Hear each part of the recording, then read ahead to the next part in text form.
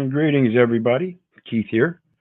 Hoping everybody's having a good day, enjoying life, living life, loving life. Want to remind everybody, hit that like, share, and subscribe button for me, please. There's a PayPal link down below for anybody who wants to share some love. Every little bit is appreciated. And the StreamYard link is there for anybody that wants to join the panel. How you doing tonight, John? Doing good. Good, All is quiet now. 3 nights in a motel, so it's just tough to find a quiet place. I hear you. So if you remember the other day, we were talking about, what was it, real party and interest and some other things. I can't remember exactly which video it was on, but we ended up talking about champerty and maintenance. And so while I was researching that, I came across something that I wanted to show everybody tonight. And it's called the inauthentic claim. And through this inauthentic claim and doing the research on this, I found out and realized this is the perfect thing to use in regards to what I've been talking about. Not a United States citizen, not a resident. It's an inauthentic claim. Why? John, do you know why it's an inauthentic claim? What was the subject though? What's it's an inauthentic claim to be a resident for most people, and an inauthentic claim entirely to be a United States citizen. Well, Keith, because it's a taxable corporation. I'm a human being. Well, that, and as well as certain codes that they have that create the obvious exceptions. And that's because they're specifically defined.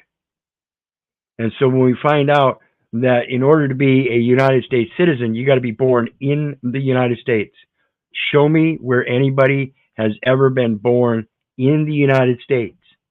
They have a particular problem in that because there isn't. There's no birth registration in the United States.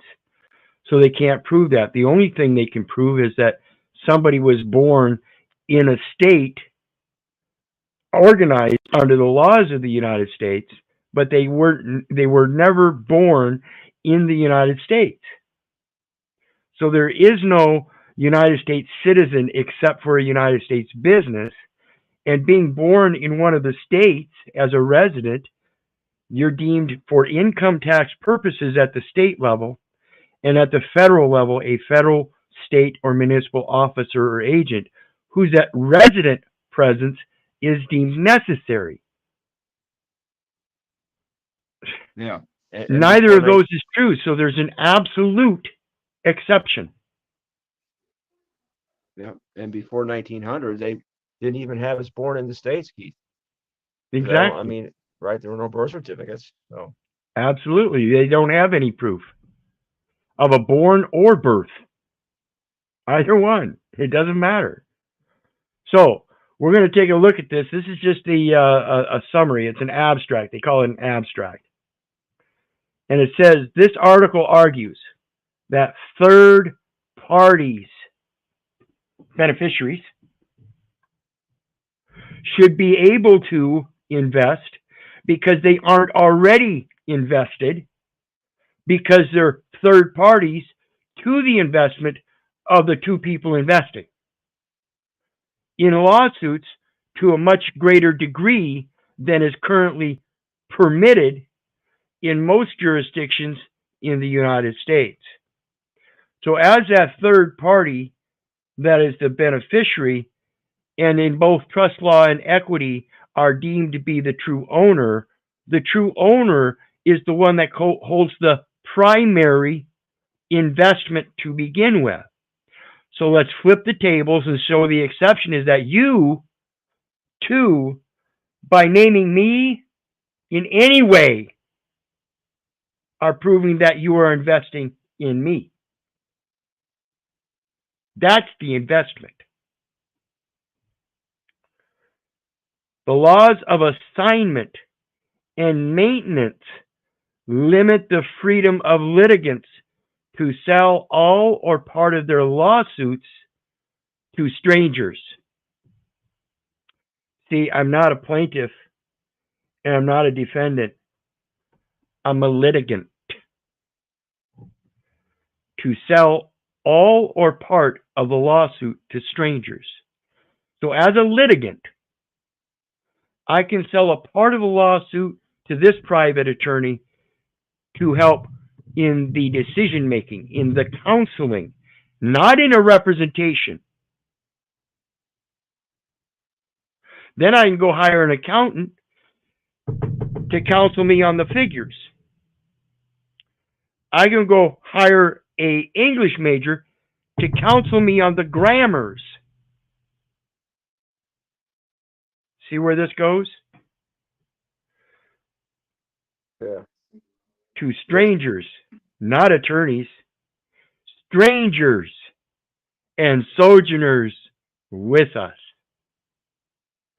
I argue in the article that the foundation of both doctrines is based on something I call the theory of the inauthentic claim.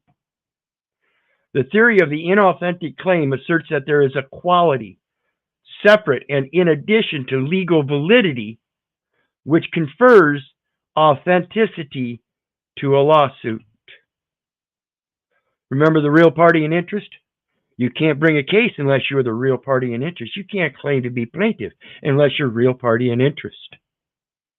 Is the state of Iowa a real party to begin with? Or is it the people that are operating under a agreement to carry a license for the licensee, the state? See, the state is the one that's carrying that license. And all those officials have to take an oath of office to be a licensee under that licensee. And remember, they're licensed because they ceded their jurisdiction to who? The United States, the licensor, under the laws of the United States. They're the ones with the contracts. And holding a license shows that you're in contract. An ID shows that you're in contract. Using that name and address the way they've indoctrinated you, it presumes that you're the contract postal unit, running a business out of your principal place of residence.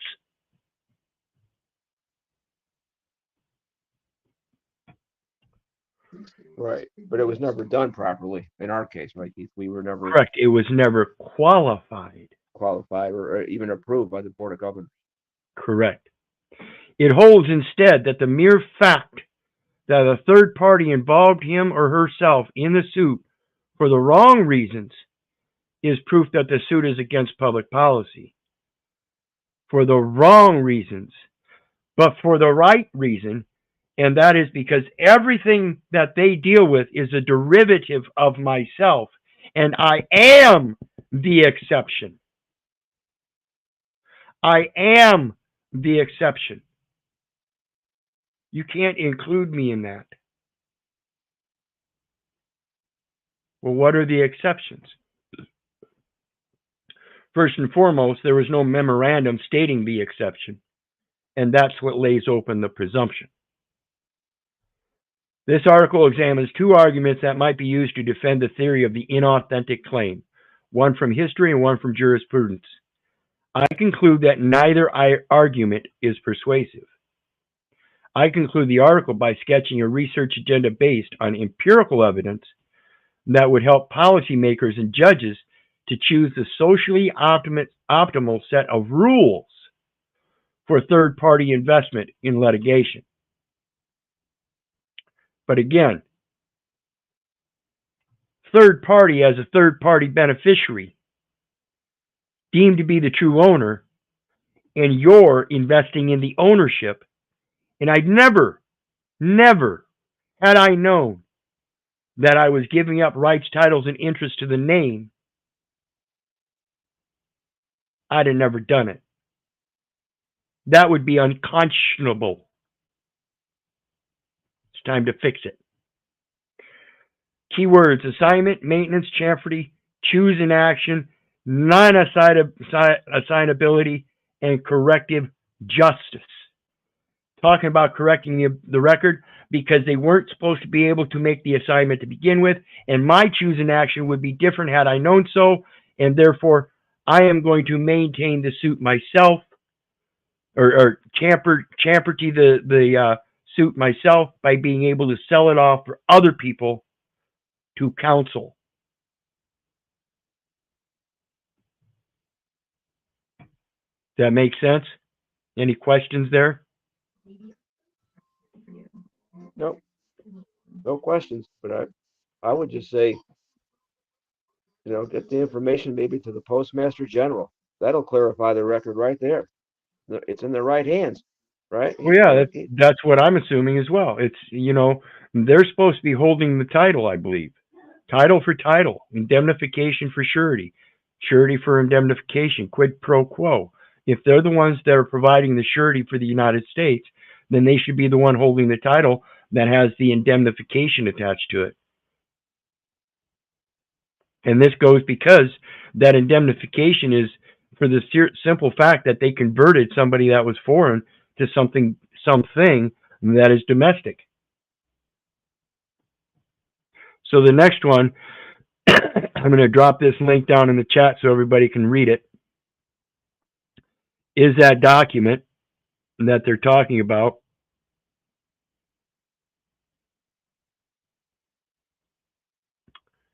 And it's a 95-page document. I want to read the first part.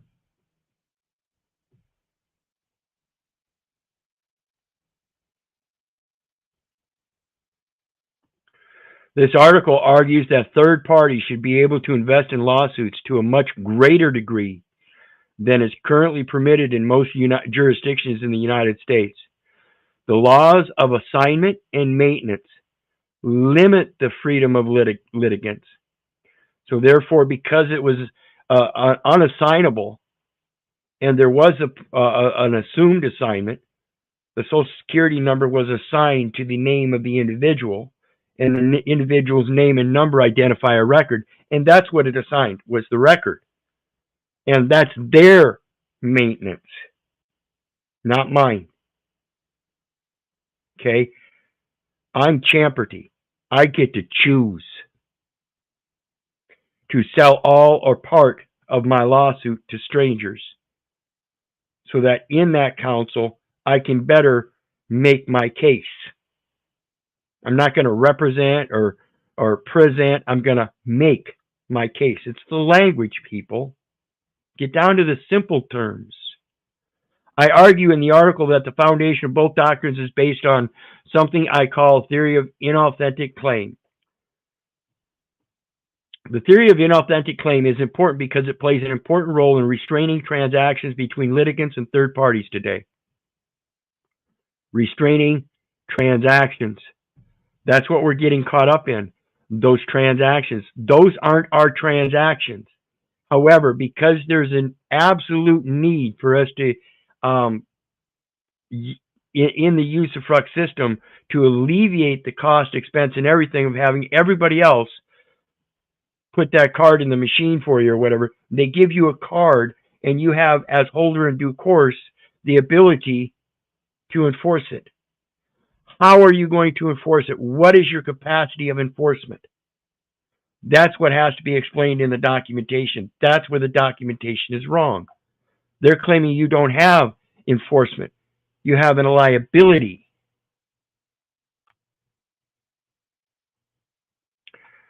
The law of assignment, while much more liberal than it was at the time of Blackstone, still forbids the assignment of numerous causes of action. States' vital statistics jurisdiction was split up, and now they have all kinds of venues, and they even tell you they do what's called forum shopping to find out what jurisdiction they want to come at you in, and in that, if you beat them in that jurisdiction, they switch to another one. Okay? Those are different. They're switching up causes of action by switching up the jurisdictions. Again, even as a contractor, you have your choose of action. You have your choice of jurisdiction, including suits for personal injury and fraud. The law of maintenance has not been liberalized nearly as much as the law of assignment. Everything you sign is an assignment, as signed. And you did so mentally thinking you knew what you were doing. You had the mentality as signed, and you never qualified the mentality of knowing. You qualified the mentality in blank, saying you didn't know a fucking thing. A signature in blank, a blank signature. And when you think about that, how can a signature be blank if you signed? It's missing an element that's needed. And there is an active debate occurring within the courts and among policymakers today about whether to allow increased investment in litigation. Double onto her, folks. Like I said, you want to bring a measly little $350 bond and play your silly games? Tell you what, I'm going to indemnify everybody, but in order to do that, I got to jack that son of a bitch up to at least $3.5 million. Let's go. I see your $350. I raise you to $3.5 million. You got that? Can you call that bet? Nope. Pay the man. It's a poker game.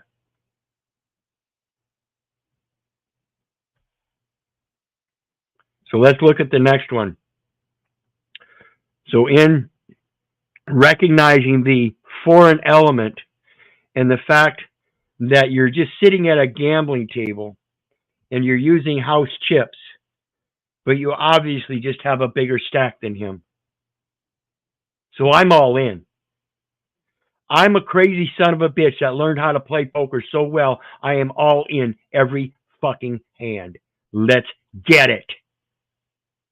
I'm not going to play these silly games no more. You want to play poker with a big dog? He's sitting right here with me. Let's play his house chips. It's called truth. So we look at this Foreign Sovereign Immunities Act, a guide for judges.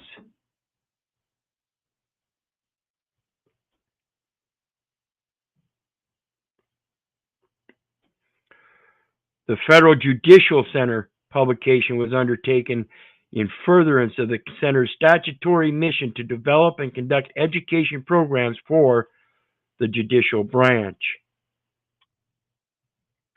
While the center regards the content as responsible and valuable, it does not reflect policy or recommendations of the board of the Federal Judicial Center.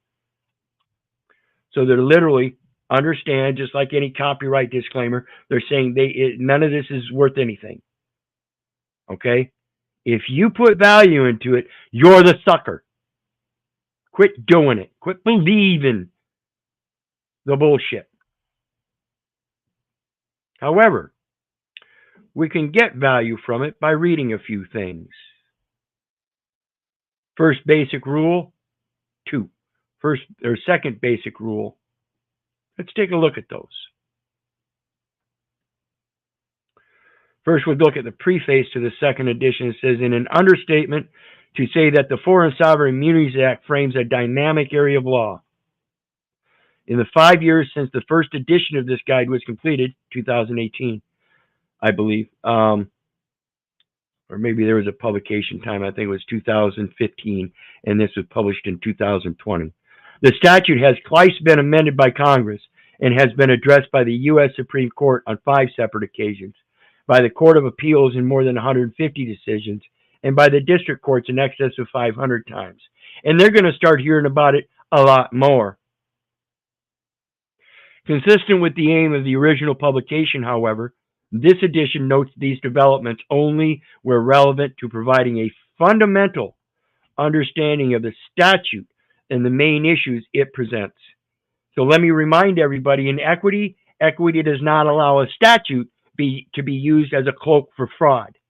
So again, 48 CFR 52.212-5, contract terms and conditions required to implement statutes or executive orders - commercial items, commercial goods. This guide does not attempt to compile all relevant decisions or to explore all issues in depth. That's why they look and seek for outward objective views and opinions, and you're free to communicate with these people and let them know your opinion. They seek it. This edition does not, or does take into account, however, the publication of restatement of the law fourth, the Foreign Relations Law of the United States, which includes a substantial discussion of the law of foreign sovereign immunity as defined and applied by U.S. courts. The author participated directly as a co-reporter in the preparation of that publication. Relevant sections of this new edition of the restatement are referred to the appropriate points in the discussion. This edition of the guide is current through November 1st, 2018.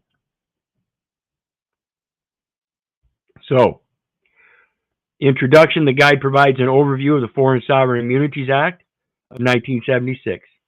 It is intended as a practical introduction for those who have little knowledge or experience with the statute as interpreted and applied in the U.S. courts.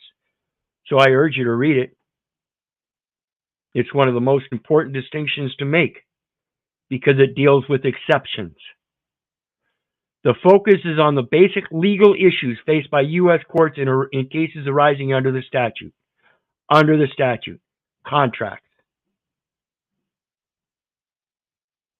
Case discussions and citations are illustrative rather than exhaustive. In other words, they're looking for remedies. These are equitable, but they don't have all that equity yet. If you want equity, you must first bring equity. And few references are made to law journal articles.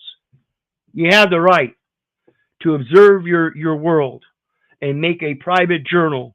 And even if you don't know the law, but you follow the law within your heart, you yourself are a law unto yourself, and you may journal that law.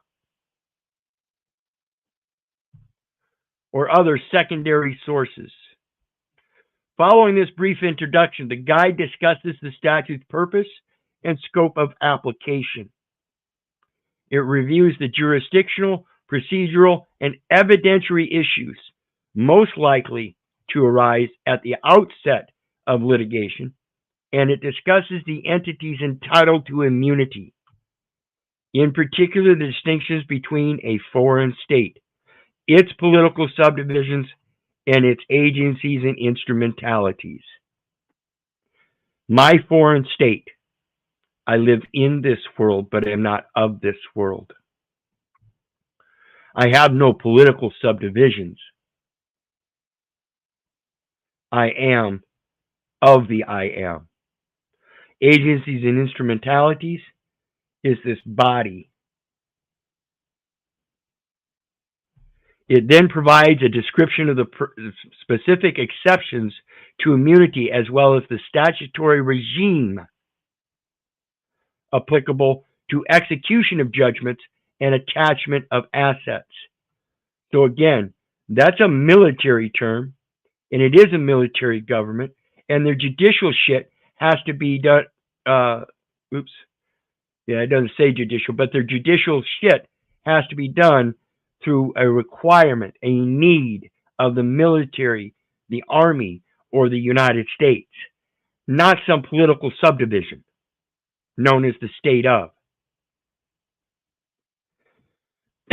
which is a foreign state and an agent and instrumentality of the United States. It then provides a description of the specific exceptions to immunity as well as the statutory regime applicable to the execution of judgments and attachment of assets. That's the 4th and 5th and 6th Amendment. By and through a conversion of the First Amendment. Part 7 discusses the terrorism exception, which has recently been revised again by Congress.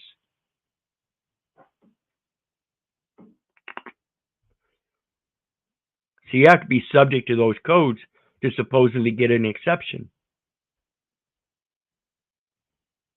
See, there's an exception to it because the codes don't apply to begin with. So when you try to use that terrorism shit on me, you have to go to the international code, not your domestic codes. The FSIA governs all litigation in both state and federal courts against foreign states and governments including their agencies and instrumentalities.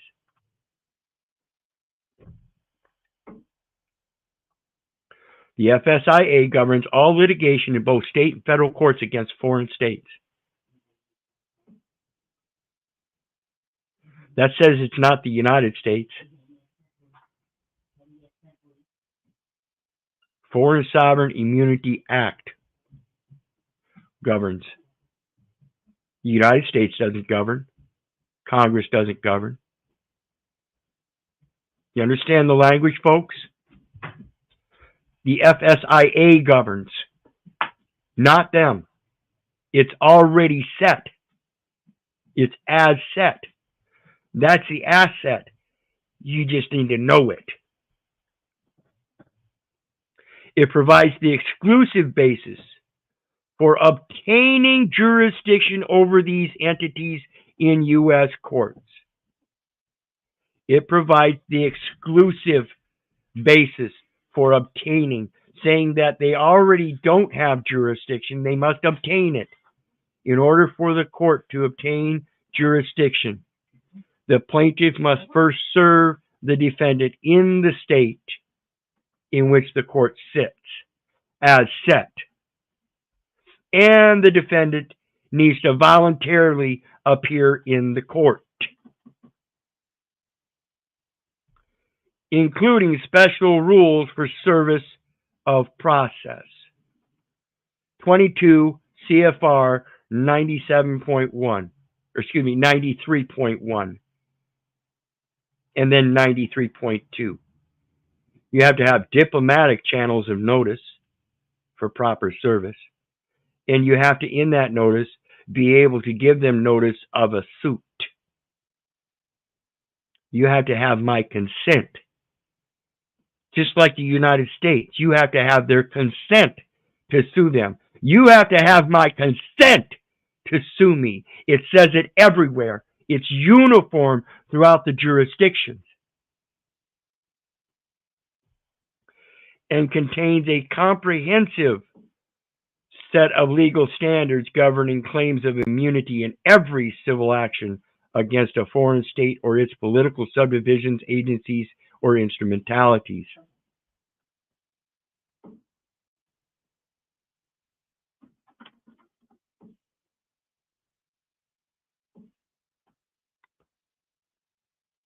It also prescribes rules regarding enforcement of judgment. Again, it's rules, not laws. Regarding enforcement of judgments against foreign states and related entities. The estate in a matter of equity, so they must recognize the beneficiary as the true owner. Foreign sovereign immunities, it is a global trust. The FSIA recognizes immunity for public acts. That is to say, acts of governmental nature, typically performed by a foreign state, but not for acts of a private nature, even though undertaken by a foreign state. So my intent was undertaking those actions for private nature. I went out and bought that car as a matter of a private nature. Yet it was an undertaking by a foreign estate. That's, again, you see that term undertaken. They know what that term means. You should learn it too. You're undertaking the liabilities of the decedent. You are signing on the instrument and taking upon a liability for the person so named in the instrument because your signature wasn't unambiguous. You left it blank. You have to let them know who you are. So the first basic rule under FSIA, foreign states, and remember, it's a rule, and governments, including their political subdivisions, agencies, and instrumentalities, are immune from suit in both state and federal courts, unless one of the statute-specific exceptions apply. They have to apply an exception in order to be able to bring the suit. That means they have to name the exception. That means they have to show how it specifically applies to me. Why? Because the legal system is an exception to the law. So they have to show why my exception is applied and brings me into the legal system.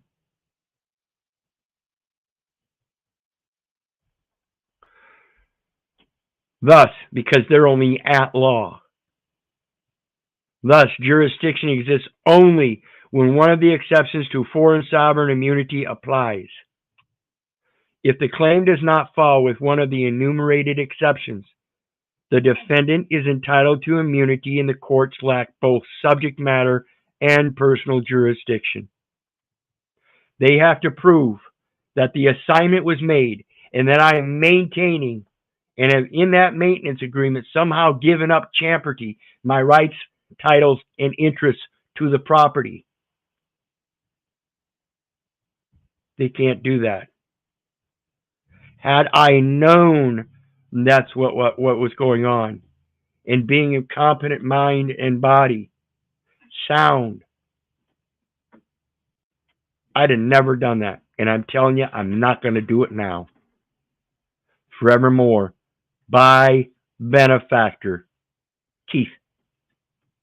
You need any more than that? You need to talk to him. He can tell you thy name. And he's also going to tell you that, yeah, I think he doesn't fear anything. I've redeemed him. He's mine. And I shall not waver. All FSIA cases therefore require courts to address three related questions at the outset. Is the defendant a foreign state or government? Scott versus McNeil. Court of probate has no jurisdiction over the estate of a person who is in fact alive. Therefore, they can only take upon a corporate representation through a suit in an action by the state or a fictional plaintiff, because they're playing a fictional game with a fictional decedent.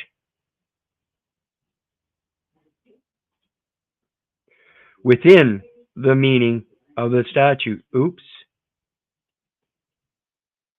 So even the definition of a foreign state or government within the meaning of a statute is implementing the statute. So again, that foreign state, I am in this world and not of this world. I don't know what kind of state you're talking about here specifically, since it's foreign and state in lowercase. And then, of course, government in lowercase. That's the mentality and how I govern that. Well, it's my free will and I choose to follow his will. And if you'd like to talk to him, he's right here, omnipresent. Has valid service been made as provided by the statute? Again, in order to implement that statute, you have to have a contract for me to receive the service as a receiver. Quit filling out that change of address, suckers. You just filled out a contract with the United States Postal Service to be a receiver of service, and they're the registered agent. They're the trustee. That change of address, you ladies and gentlemen, moms and dads, when you send your children out into this world to be adults, it's the wrong change of address. Form 8822, change of address or responsible party. Does a statutory exception to immunity apply?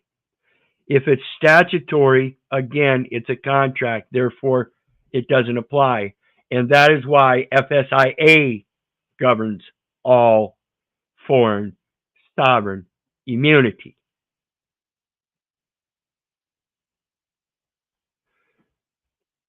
If the answer to the first question is yes, the statute applies.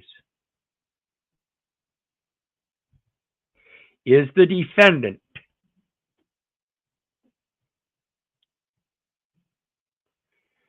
in order for the court to obtain jurisdiction, personal jurisdiction over the defendant, The plaintiff must first serve the defendant in the state in which the court sits, and the defendant needs to appear voluntarily in the court. Ladies and gentlemen, you can seek counsel in an English major, and they will explain that the defendant, as so described here, and of course correlating with the all caps name, is known as a total fiction, an abstract noun. It does not exist. You cannot smell it. You cannot taste it. You cannot touch it. You cannot see it. You cannot hear it. It can't do a fucking thing. It's all babble, folks. However, even when the answers to the first and second question are yes, the case must be dismissed if no statutory exceptions apply. However, even if when the answers to the first and second questions are yes, the case must be dismissed if no statutory exception applies. See, they're equitable, but they have to accept something that's outside of it, something that's not there. Even in situations where the wrongfulness of the foreign sovereign's conduct is clear and indisputable. So even if you're wrong, sorry, if an exception does apply, the defendant lacks immunity and jurisdiction exists. 94 cases, and they all use statutes against somebody that's not in fact a resident, not in fact a United States citizen, and this is indisputable because it's an inauthentic claim.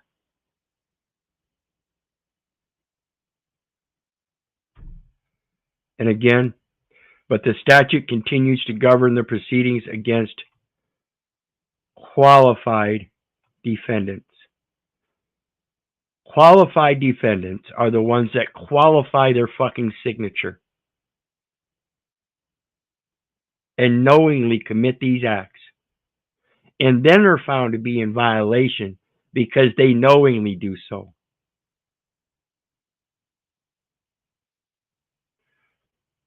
Reflecting the particular sensitivities of litigation against foreign governmental entities, the FSIA provides these entities with certain protections and benefits.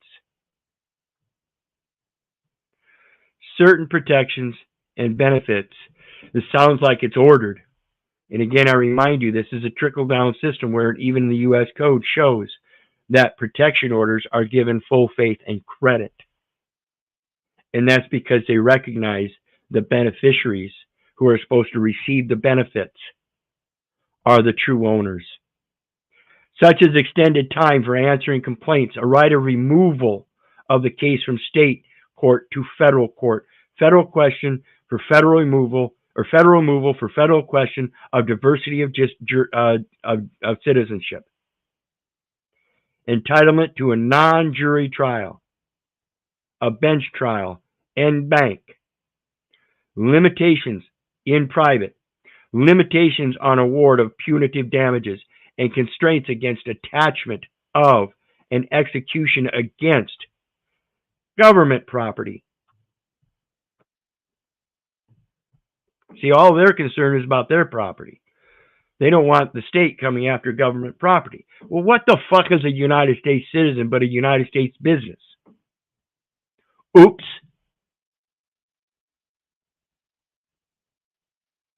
The second basic rule. The statute also provides foreign states and their agencies and instrumentalities with immunity from execution of judgments and prejudgment attachments. Prejudgment attachments. What is the prejudgment attachment, John? Iman? Either one. Iman's doing good on the chat, so I'm going to let her take that one.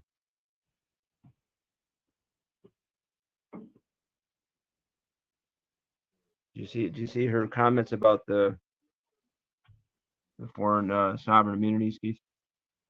I'm not getting up fresh chat. All I've got is the last one I got was 9:22 p.m. Oh, she's in back chat. I'm sorry. Duh. It's the birth certificate. That's the first attachment. Actually, no, I can't even say that. I have to revert back to the stream we did the other night, Sunday night, where we had Pastor of the Way was with us, and he explained that the first document is actually some kind of paternity document that mom signs about 6 months prior to going to the hospital to give birth. Somewhere along that prenatal care, the doctor has her sign a document that does and that's the first prejudgment, where things are going to be entered into a judicial system by a private journal, converting it to a general journal that then is later attached to the general ledger. Go ahead.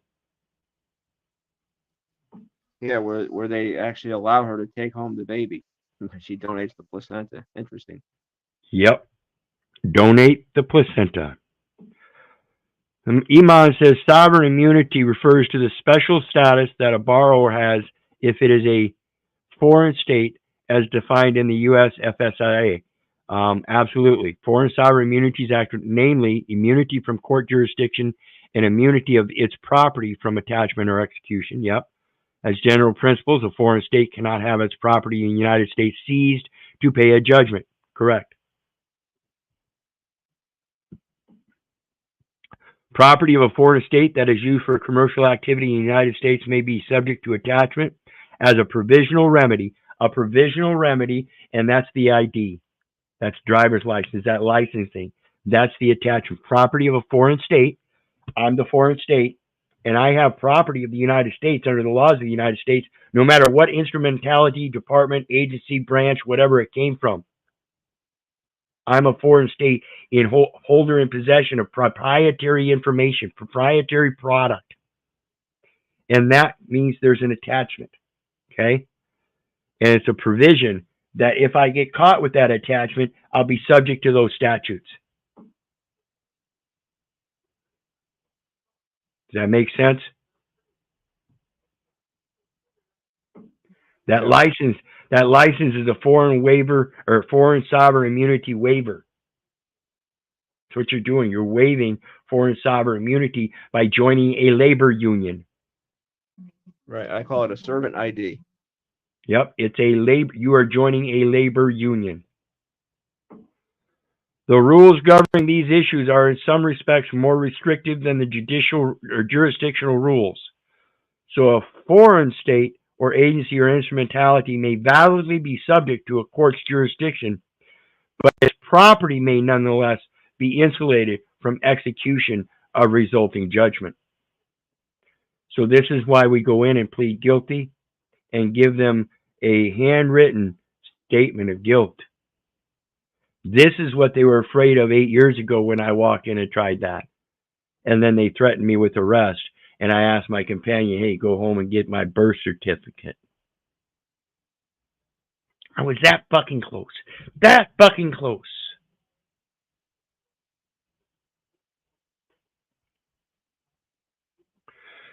Typical cases.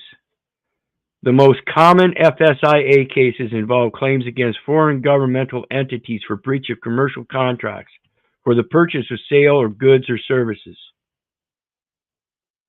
See, that's that UNCTRAL. Those are UNCTRAL terms right there. U.S. courts are also likely to encounter suits involving the expropriation of property. Not the appropriation of property, but expropriation. That's where they take your private property against what they just said here, may nonetheless be insulated from execution or resulting judgment. But they're not considering you foreign. They're using, because you're foreign, but you're using a United States instrumentality to profess everything. That's your doing. U.S. courts are also likely to encounter suits involving the expropriation of property in a foreign country, torts committed in the United States, such as automobile accidents and slip and fall injuries, enforcement of foreign arbitral awards. Remember the arbitrage? Arbitrage is something that's put into two markets for two different sales, two different market prices. And we're going to bring it all above the table and have them use his chips and double them all up. All in, all in, all in, all in, all in. I'm not going to stop saying all in, all in. You have to put in your all. That's what I'm doing. I'm putting in all my all. You do not want to be my friend. And death or injury resulting from acts of state-sponsored terrorism.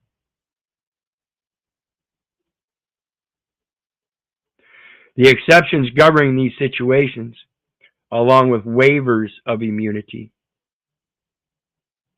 are discussed in some detail in the following sections.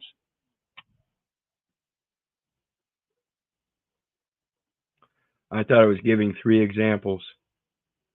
It didn't. Okay.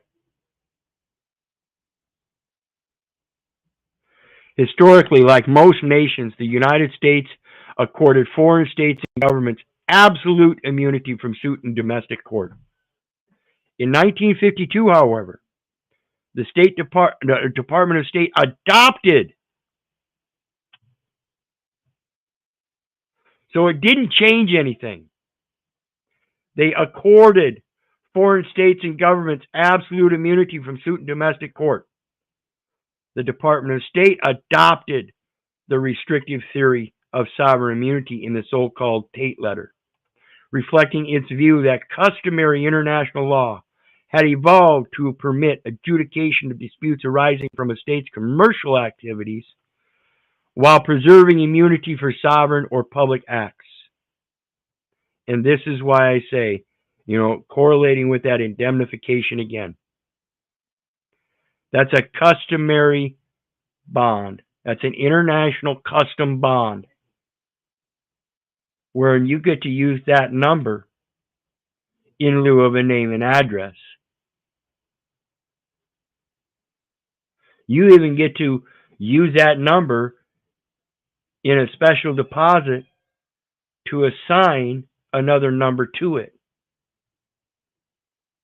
so that you can have a direct routing with another number assigned to the guy holding it.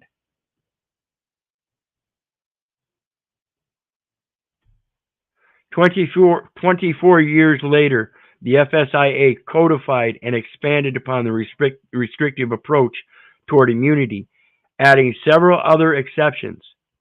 Since then, the FSIA has provided the sole basis for obtaining jurisdiction over a foreign state in our courts.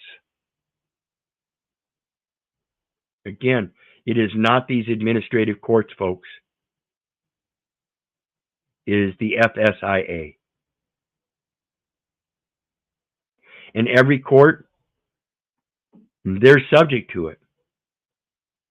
That's supposed to take it straight to the international court because of its foreign element. And it's evidence, the record itself is evidence that you are in fact a foreign element to that estate that they created. That being born in the United States, that resident, that United States citizen known as a United States business. Had I known all of this, I'd have never undertaken it. I'd have first educated myself, as you see I'm doing on my own now. I'm not doing this for money. I'm not doing this so I can go out and get a job and make money. Woe ye lawyers, suckers. You spend all that money and I'm going to tear you up. I'm going to shove an indemnification bond down your throat and you're going to be out of job because you were incompetent. Again, seeking counsel with an English major. You and your legalese is done.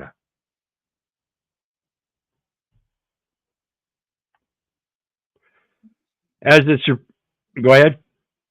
And they can't practice law either, Keith. No. Yeah, you can't practice law. Not at my expense. You can buy a portion of the suit as we speak of. You want to buy a portion of it? Even placing them in that capacity lets them understand you know a little bit more than what they might think. Because now you're making a contract with them. And they damn well better uphold to their expertise. Otherwise, it's ineffective assistance of counsel. Oops. Don't play with me anymore, people. As the U.S. Supreme Court has observed, the statute supplies a comprehensive set of legal standards governing claims of immunity in every civil action against the foreign state. As the U.S. Supreme Court has observed, the statute supplies a comprehensive set of legal standards governing claims of immunity in every civil action against the foreign state. I find that inconsistent and in controversy with the statement we just read not too long ago.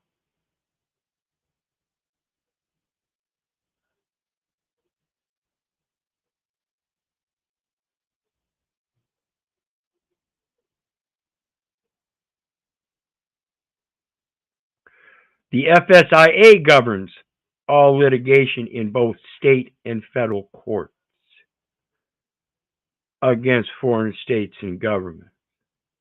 See, there's a controversy right in here. I'm going to help them out.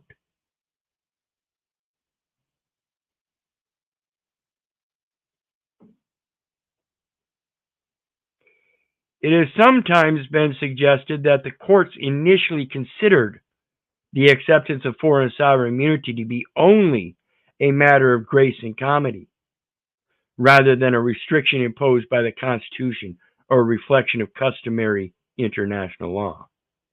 You're going to recognize it as customary international law now. That particular phrase is nowhere to be found, however, in Chief Justice Marshall's seminal opinion, the Schooner Exchange, which by distinction refers to the usage and principles adopted by the unanimous consent of nations, what today we refer to as customary international law. Greetings, Robert. How you doing tonight, brother? Good. How's everybody else? Good, good. Enjoying some foreign sovereign immunities, our Cool. freedom of expression, and your right to know. Good topic. Yeah. So the next thing I got,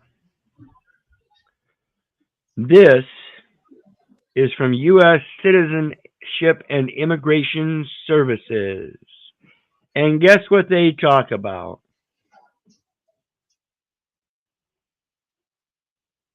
Tell us. Exceptions and accommodations. There are exceptions and modifications to the nationalization requirements that are available to those who qualify. English language exemptions. Telling you. A form invoked. I'm sorry, I failed, even though that report card says that I understood. Maybe I'm stupid, maybe I'm an idiot or whatever. I forgot some certain things or whatever, but I'm incompetent at the moment of English language. I mean, I can speak it okay, it seems, but I need to go back and learn the conciseness of it.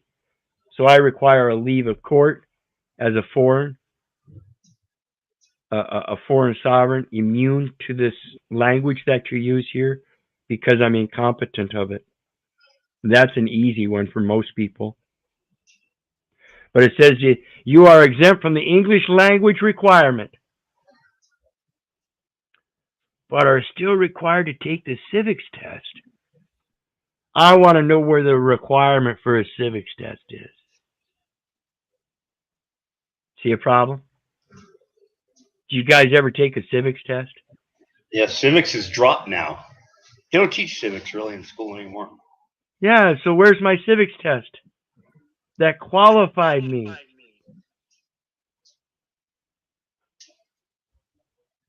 Under a requirement, they're saying I have to have a civics test to even have this apply. Remember, this is executive order or statute, right? But you're foreign to it.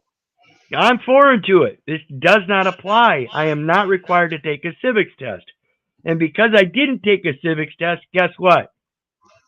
I'm not even competent of the civics. Well, you know, and Keith, in some of these community colleges, I attended several of them, and I remember there was a few that did require a civics test before moving on to a higher level of education or writing skills. I remember that just No, but concurrently. not everybody's subject to it, and certainly not everybody's required. Because if it was, it'd be one of the primary factors in school. See the problem? Sister's terminology was square on though. In Yeah. writing, it's in writing also. Yeah, So I'm not competent you with the advance writing. as your writing gets trickier. Yep. Your wording gets trickier, I guess is a word we could use. Well, yeah, Yeah. as the reading level goes up, you have to have the comprehension of that reading level. You know, there's upwards of 26, 27 reading levels. And Keith, one thing I remembered, if you did the civics test and you did poorly on it, they gave you a remedial course in order to bring up your writing skills. Yep. That's why we're not part of those, right? Correct? Yeah, because we're not required. You show me one requirement anywhere. There's none. It says here, we create. You're exempt from the English language requirement if you're age 50 or older at the time of filing for naturalization and have lived as a permanent resident, in the United States for 20 years. Age 55 or older at the time of filing for naturalization and have lived as a permanent resident in the United States. I want to know where I'm required to file for naturalization. I was born naturally already. That is naturalization. So show me the requirement for filing.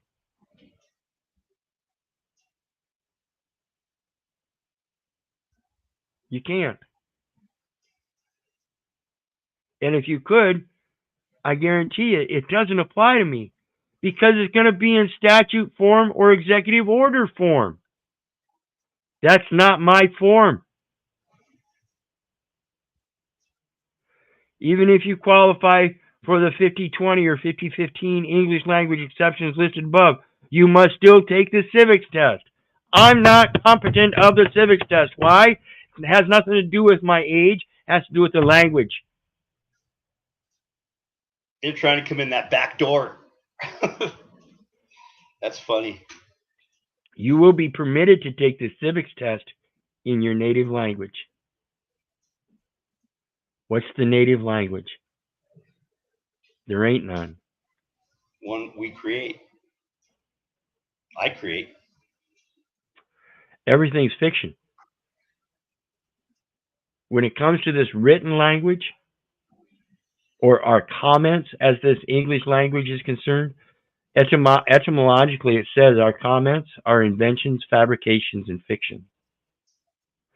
This is why I say you have to coin your words or purse your lips, because if you don't, nothing valuable is going to come of them, and in fact, you might harm yourself.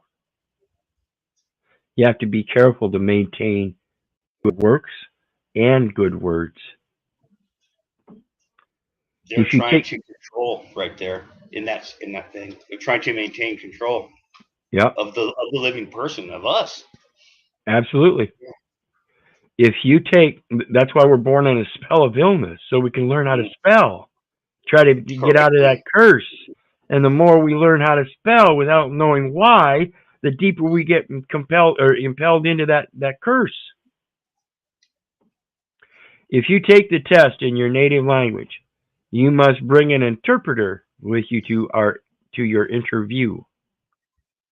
So again, you got to show me where you have the authority to qualify that I'm required to have a naturalization if I'm foreign. What am I foreign to? See, that's the base foundation. Foreign what? Most people think it's because they're coming to the United States and they're foreign to the United States. I'll remind you, the United States is located in Washington, D.C. So when I have some foreigner from Zimbabwe talking about how smart he is because now he's a United States citizen taking advantage of the American dream, and I said, well, where do you live? He says, in Florida. I said, so you've never been in the United States, huh? Well, no, I live in the United States. I thought you just said you lived in Florida. And now he's getting flustered already. You better understand the English language and what they're saying. You can't be both in the United States and in Florida, particularly when you're not in it. You're on the land, and somewhere they've got a magical border that says Florida.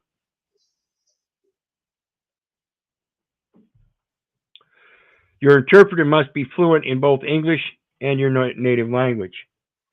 So how about I just bring that interpreter, the English major, to help them help you understand your babble. Very succinct language. If you are age 65 or older and have been a permanent resident for at least 20 years at the time of filing, again, resident. So again, it doesn't apply. I've never been a resident. That's always been an assumption and presumption, an implication, falsely judged. Because that fucker on that bench knows he doesn't have authority over the estate of a person who is in fact alive. You don't even know how damn old you are, Keith. I don't. I don't. I know I don't. So let's take a look at the last one I got here. And this is just the tab that I opened up when I searched United States citizenship exemptions. So it says there are exceptions and modifications to the naturalization requirements that are available to those who qualify. So there are naturalization requirements that are available to those who qualify. So it sounds like it's not required until you qualify. Because if you don't qualify, then you can't be naturalized as a requirement. Do you see the babble? First one says, what are the exemptions for the citizenship test? Those who have been living, what we just read. Those are the exemptions. What disqualifies you from U.S. citizenship? You have been convicted or admitted to a crime involving moral imperfitude or moral turpitude, such as fraud. You spent 180 days or more in jail or prison for any crime. You committed any crime related to illegal drugs other than a single offense involving 30 grams or less of marijuana.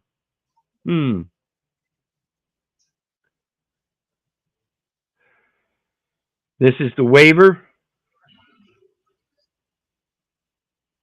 What is the 5515 exception for naturalization? And that's a waiver. No waiver. What are the exceptions to birthright citizenship? In multiple cases decided in the late 19th and 20th century, the Supreme Court has recognized that only 3 narrow exceptions to birthright citizenship. Diplomatic children. Children of something foreign. I'm a child of God. I live in this world, but I'm not of this world. I am not in your nation. I am a prophet unto the nations, so sanctified and ordained. Tribal Indians and invading armies. Is there a waiver for citizenship? For example, if you are requesting a fee waiver,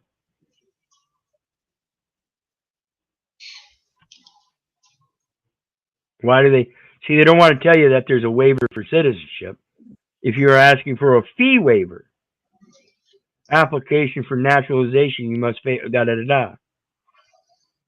See, they don't want to tell you that there's no waiver of citizenship because the citizenship is an application.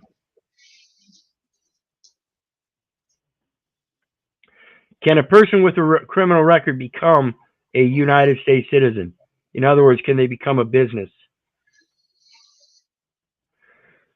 While an arrest or crime for which you were not arrested will not result in automatic bar, whether temporary or permanent, it can result in the denial of your naturalization application based on lack of moral character.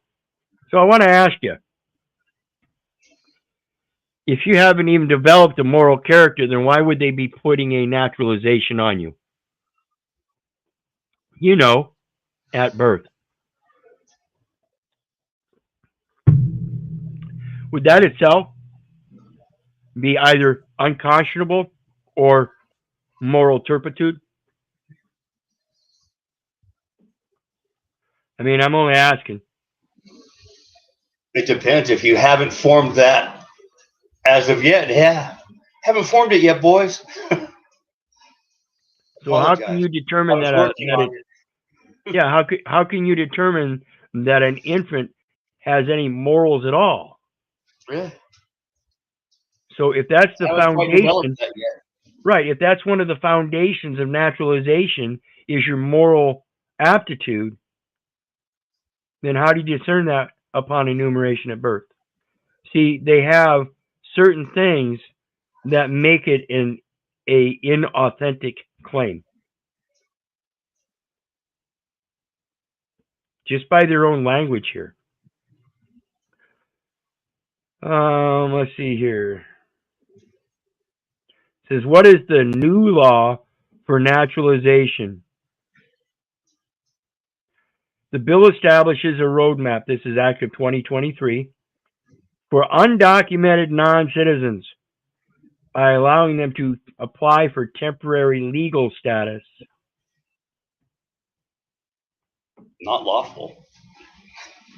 Temporary legal status. What do you think the permanent residence is? That's a permanent legal status. You're still applying for a temporary legal status. He's no respecter of persons. You don't need a legal status. They are at law and you are in law. You live in this world, but are not of this world. The tables have been flipped already. You just have to see how they've been flipped.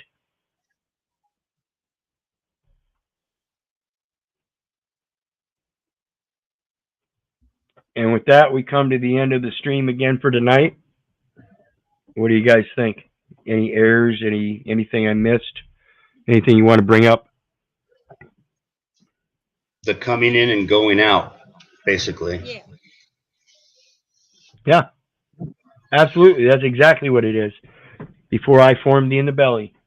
And we're creators, so we need to create our own documents, and that's what's so important for everybody to remember. You're recording. The book's frazzled. We are recording with our truth and our documents. Yep. Yours, mine, theirs, in trust. Yep, and that's your right to private journal, like I said. Yeah. Nobody's business. And when we create wealth. Or what deforms wealth or defines it, or absolutely. Yeah. And it's just a matter, again, you know, I do a lot of this research on all these codes and everything. And all I'm doing here now is just showing you how the dots connect for me, because each of these different codes and stuff, they use similar language. And when you learn that language and you're able to see it, now you're going to be able to hopefully break it down for yourself and comprehend it. That judge looked at me that day and said, "Do you understand English?" And I thought, in all my life, with all the times I'd walked around with dictionaries in my backpack, dictionaries, that damn right I know the English language. The problem is I didn't understand it, and I don't to this day. I do comprehend it much better, and it's through the research and seeing how it's used in all these different forums that when you start picking up on the very simple terms that they're using, you learn to stay away from the big words. And you start learning how to express the simple trust and the simple contract. Per your word, and it's put that in your trust. Yep. That little thing right there, just add it to it. So Yeah. yeah, it's easy. But you were talking about these codes are so important because the answer is in the simple words. It seems break up the words, break them up. Yeah, this is all intellectual property that's now part of my trust. These videos will go into my trust property, my little Your recording, my little journal. You know, this is my journal. Yep. So we get to use this stuff to our advantage, and I urge people to start learning how to use this. And again, get back to that concise English. Understand what's being done is the confusion of the words, and when you can see that they're using the same basic terms when they talk about principal and agent and obligee and obligation and obligor and third party and real party and interest and all that. It's all contract and trust law, and you can use it to show them what part of that contract applies to you and how. You're the third party. Well, see, The Keith, overrider. in a lot of these state schools, or what you call I guess secondary colleges before you go to universities, what they call this remedial thing is called Common Core. So if you understand Common Core very well, you can move through their system effectively and efficiently. Absolutely. And that's why I say we've got to start learning how to rightly divide the word of truth. And with that, we are out. What do you guys got? Create your own contracts. Just glance at what I have in the background, Keith. But other than that, all praises to the Most High, and I'm good. Absolutely. Thank you. Good show, Keith. Address. Thank you, John. Need All an right. address. Oh, Whenever you get Iman, can you drop your email in the back chat? My apologies. I am I don't so know how bad to at do. that, Yeah, I Robert. don't know how to do back. On text. Check out your text messages. Yeah, she's going to drop it in the back for me, and then I'll email it to you. I sent you a solar. You're gonna have to blow it up on your phone, but the salt chart. So it's for the months. It'll show you what you need and what you were missing and all that. It's a little chart. Okay. So it's in your text message on your phone. All right. All right, And brother. I Thank am you. going. You bet. And I'm going to go ahead and drop her email to you here. Let me get it.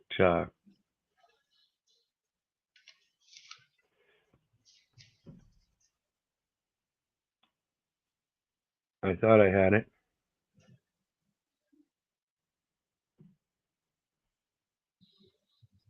You'll have Put to. mine. I think I she don't dropped care. it in, Keith. Yeah, she did, but I don't see Robert. I don't see your email in my stuff here. On your phone, your personal phone. No, on my laptop in WordWise Warrior. Send me Oh, a I don't quick. know how to do that. Shit, I don't even know how to. Yeah, Just- good luck just with that send- one. All right, I'll just type it over on the phone for Yeah, you in a bit. that's easiest with me. All right. I apologize for that, but All right, yeah. no problem. Thank you. All right, and with that, guys, you know me. I love you, but I don't give a rat's ass whether you love me back. And that's I don't care if you hate me. I don't care if you don't respect me. That's on you. So may God bless you and have a good night. Bye now.